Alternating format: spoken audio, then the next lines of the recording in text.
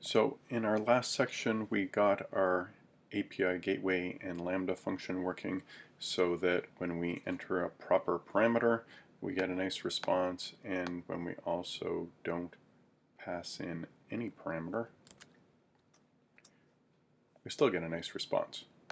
Now that we have that all up and running, we need to go back to our HTML code and get it to actually access our API. Please note that your URL, this piece here, will be different than mine, so you have to make sure that you have access to your URL for this section to work. So back here we just had a simple hello world program working. I'm just going to go to preview, and instead of leaving it over here, if you click on this expand button, you will get it in a completely new page. I'm also, because we're in Chrome, going to hit function and F12 so that we can see the console and see exactly what is happening with all of our elements. So I'm going to come back here, and what I'm going to do is replace the hello world, and I'm actually going to do a little more advanced HTML, and I'm going to create a div, and I'm going to give it an ID of user profile, and this will be the location where we actually put the information from the URL that we're getting. So I'm just going to create a paragraph, and at the moment I'm just going to say please wait, so we can save that. I'm just going to close this so that we can see it better and update this. So now you can see we just have this div and it says please wait. I'm going to create a second div now, and I'm going to create a button there.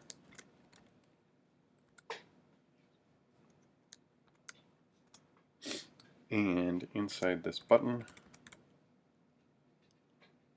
I'm going to have an on-click event, and it's going to run a function called getUser, and my button name is going to be called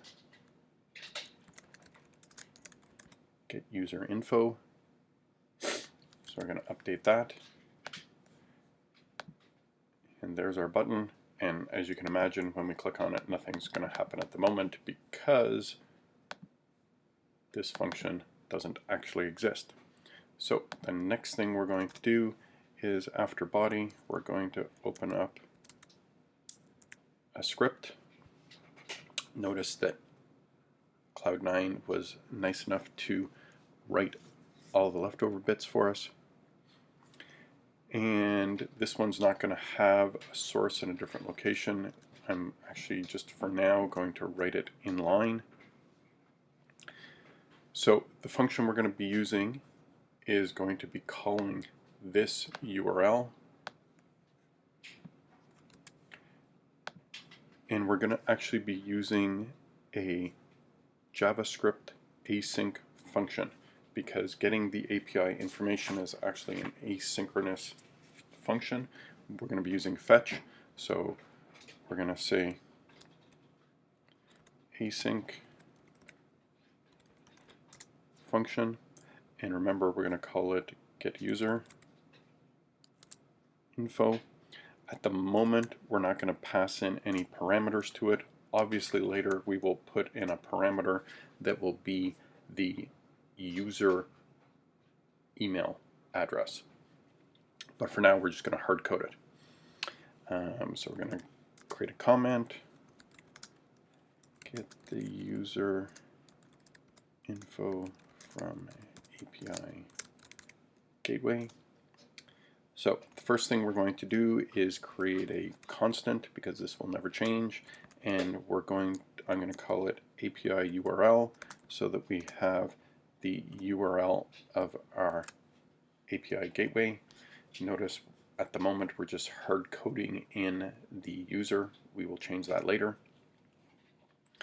going to create another constant, and this is going to be called API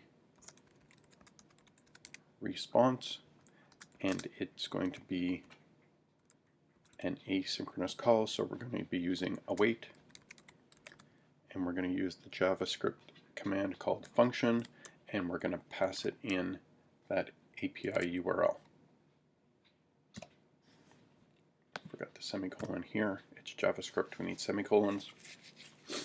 So what's going to happen now is when we click on the button, this function will instantiate, the URL will be passed to this method, and we will get a response here. So just to make sure this is working, I'm just going to console log the response that comes back just so that we can see what's going on.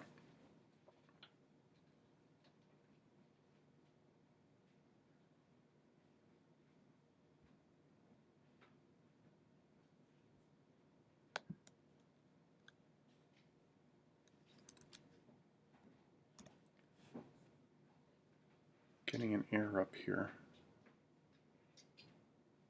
User.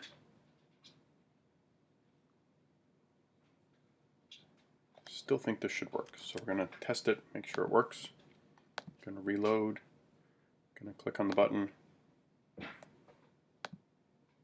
Nope, I'm getting an error. On line 11.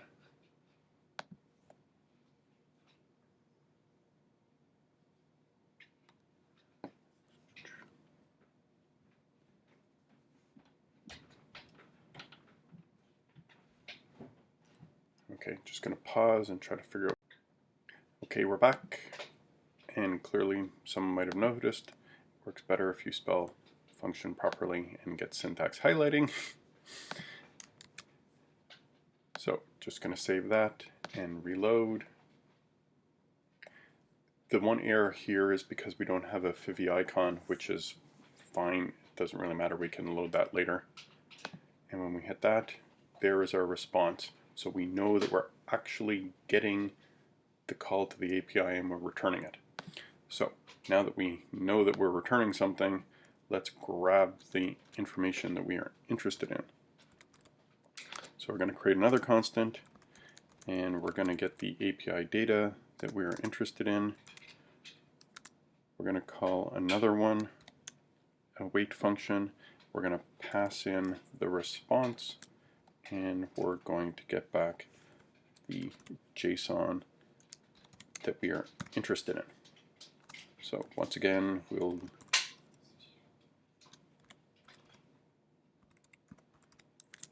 log this out so that we can see that it's actually working.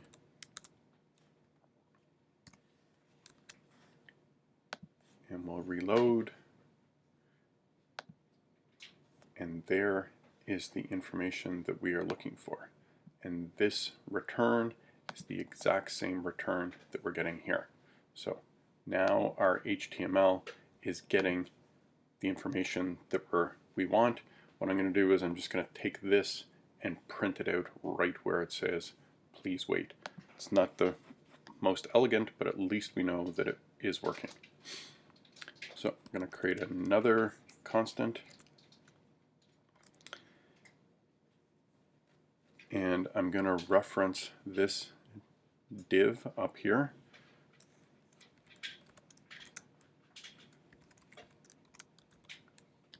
So I'm creating a variable called div user info, and it is going to be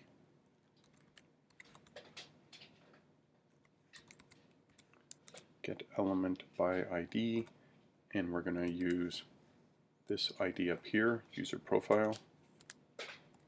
So I'm getting this element is what I'm doing. So that element is now being held in that variable right there. And then what I'm doing is I'm going to take this element and I'm going to assign its inner HTML to be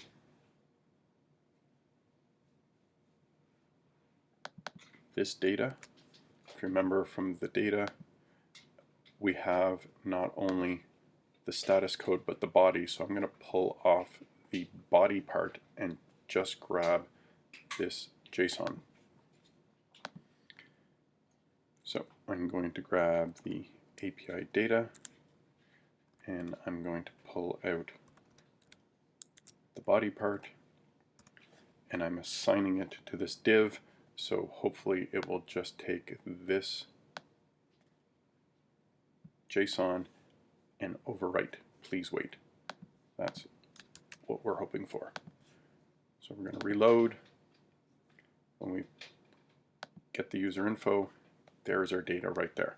So we've finished the entire loop around of on our web page asking for a request, it going to our API gateway, the API gateway accessing our Lambda function, the Lambda function accessing the database returning the information to the Lambda function to the API gateway, and then through to our HTML and it being presented on the page. This isn't very elegant. One of the big problems is we now have JavaScript stuck inside our HTML, so the next step we're going to pull that out.